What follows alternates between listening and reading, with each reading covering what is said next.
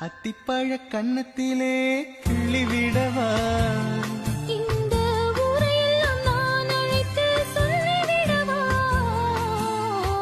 அத்திப்பழ கன்னத்திலே கிள்ளி விடவா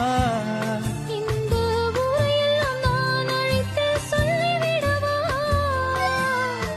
அள்ளி விழி துள்ளி விழ கோபம் என்னவோ இங்கே அஞ்சி அஞ்சி கொஞ்சுவது லாபம் என்னவோ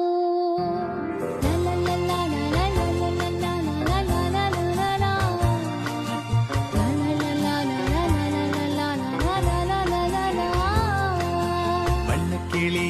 சொன்ன மொழி என்ன மொழியோ